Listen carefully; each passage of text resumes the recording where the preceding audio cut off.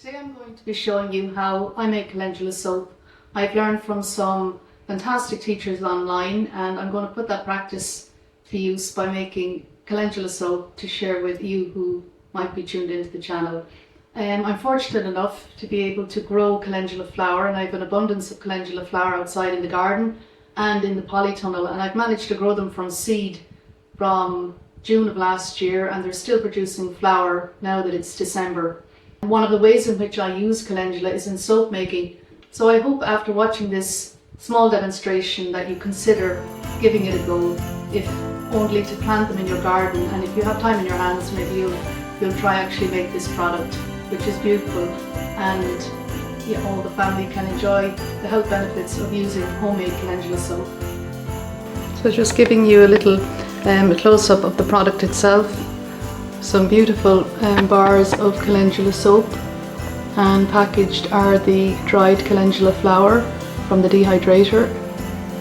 Can make them in square, and with the leftover soap that I had, I just shaped them into rough circular molds, and they worked fine as well. So just going through some of the ingredients that we're going to be needing today. So we're going to need distilled water measuring out 218 grams, coconut oil 200 grams, shea butter 120 grams, organic cacao butter 80 grams, organic olive oil. Now if that can be quite expensive, so you might get a good quality organic extra virgin olive oil in your supermarket, and you're going to need 360 grams, so it's quite a sizable amount. And depending on your budget, shop around and see if you can get the best quality, and just check the date of the oils, because your soap will only last in accordance with the sell-by or the expiry date on the oils that you use, so just be careful of those in the supermarket. Castor oil, you're also going to need 40 grams. The dried calendula flower from the garden, roughly around 2 tablespoons. I've measured out 2 grams. I also add in your essential oils, so I might fragrance today's soap with rose geranium, an organic rose geranium, and I also add in some vitamin E, a few drops of vitamin E oil as well. You're going to need caustic soda. Now caustic soda comes with a few precautions. You need to take care of your eyes while you're mixing it with the distilled water, so you need eyeglasses or protective eyewear, some gloves. So we'll have to go through the safety features. Maybe if you look up on YouTube, you can go through some of the safety features of using caustic soda. You will also need a measuring jug, your mold, soap mold, a hand mixer, weighing scales, and a digital thermometer. I think it's very important to keep the oils in and around a similar temperature, so roughly 10 degrees difference between them all before mixing them. So I think we're ready to get going, and once you've gathered everything, it makes the whole process so much more easy and enjoyable. Ensure you are wearing your protective eyewear and gloves. Carefully measure out 109 grams of sodium hydroxide, which is another name for caustic soda, to make your lye solution. Again, ensure that your eyes and hands are protected at all times, and if you can, try and work in a really well ventilated area. I place my measuring container into a sink, and to that I add my distilled water, 218 grams, and my caustic soda measuring 109 grams. Combine these well in the container, and as you mix them together, you'll find the temperature will increase, so you might want to transfer your jug to a well ventilated area such as a windowsill. During this time, the colour from the calendula leaf will be extracted due to the heat of the lye solution, so ensure that you really mix and combine them well. Into a glass bowl, I add my solid oils, 200 grams of coconut oil, 120 grams of shea butter, and to that I add 80 grams of cacao butter. In another glass bowl, I combine my liquid oils, 360 grams of olive oil, scraping out every last drop.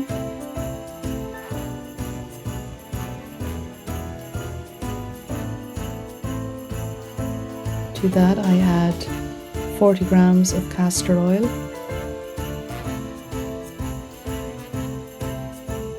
and place them over a low heat. So I just drop each of the glass bowls into a saucepan of warmed water and leave them for a length of time until they all liquefy and combine well.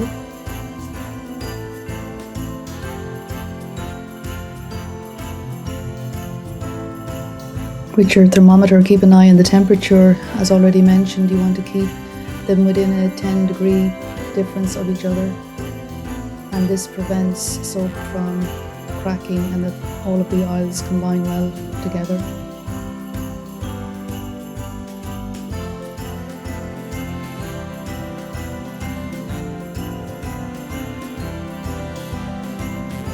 Once all the oils are liquefied, simply add them together into one bowl.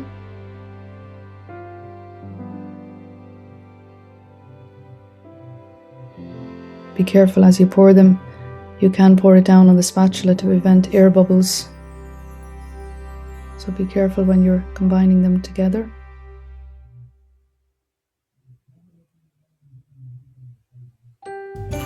Mix the oils. And to this I'm now going to add my lye solution, and the lye solution is that mixture of water and caustic soda and your dried calendula petals. And this is where the magic happens. So taking your hand blender, very carefully keep the blender immersed underneath the liquid, and in gentle figure 8 movements combine all of the oils once again. And when you're happy that they're all combined, very gently pulse the hand blender for a few seconds each time, and again in your figure 8 work to combine the mixture, and you will see very quickly it starts to thicken. You know the mixture is ready when you can do a simple trace on the top.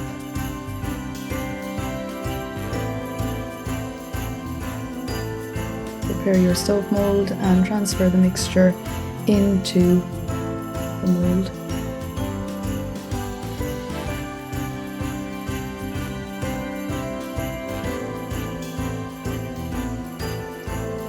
So work for a few moments to smooth out the surface area of your soap.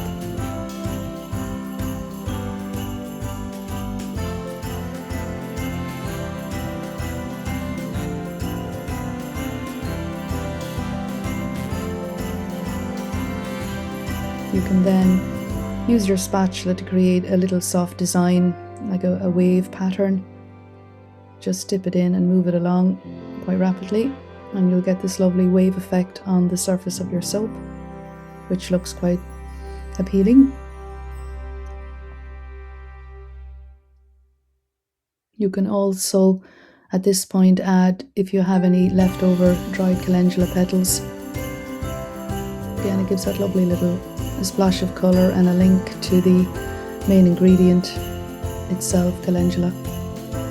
Transfer the soap to a preheated oven, preheat to 70 degrees at the start of this process, and then place your soap overnight into the oven. Now this is the nicer part of the process of making soap. So I have my silicone mold, and you'll see here it has cracked. It has cracked down the center, so it's not, while it's not perfect, it's still very natural in terms of how it's made, so I like that. It still does the job perfectly fine. So just remove the mold, and then to bring in our soap cutter. This great little machine, I got it on Amazon, and I have to say it works really well. It has a string blade here which is quite strong, and it just gives a really nice sharp edge to the soap. So as I get better at making soap, things will only improve. So I'm still happy enough. I have a fine block of soap here. The silicone mold kind of expanded out as well, and from my research it seems that if soap is left to dry in an uneven environment, so in the top oven maybe the temperatures weren't exactly even throughout, or causing the soap to crack.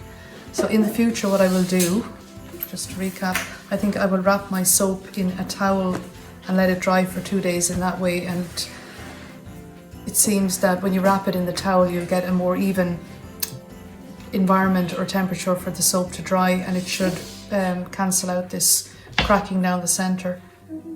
But it's very organic looking, so it'll do me just fine. This soap cutter is a godsend. Really, really nice to work with. So I'm just going to hold the soap steady and slice down through. And I have my first bar of soap. Looks really good. I'm happy with it. It's not perfect. Aesthetically it's not perfect. It doesn't have those sharp edges and squares, but I'm fine with that. Looks good. I'm going to stick to a 2 centimeter width.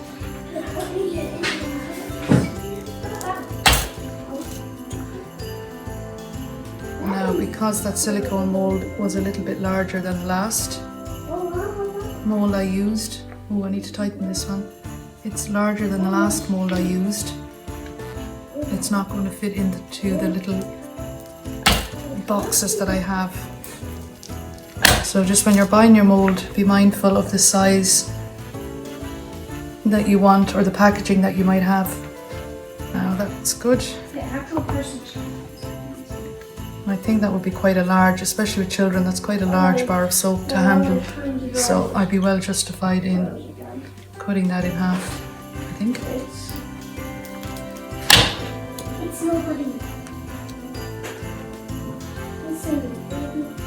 So just to show you there, I finished cutting the first round, so I've cut them all and they look like that.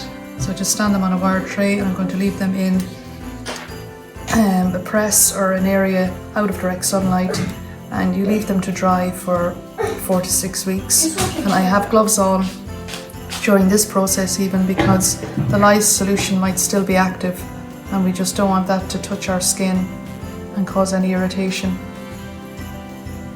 So after 4 to 6 weeks, once the soap has completely cured, the lye solution is no longer active, and it's perfect to use on the skin.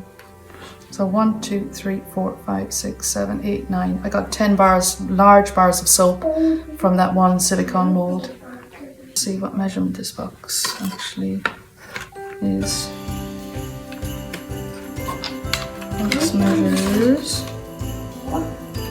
8 centimeters. If you like, cut them to the desired measurement of packaging that you might have. Ensure that they are fully cured in a well ventilated area, and you have a fantastic product to use at home or to gift to others throughout the year. I hope you enjoyed this soap making video, and remember to support the channel by clicking like or subscribe.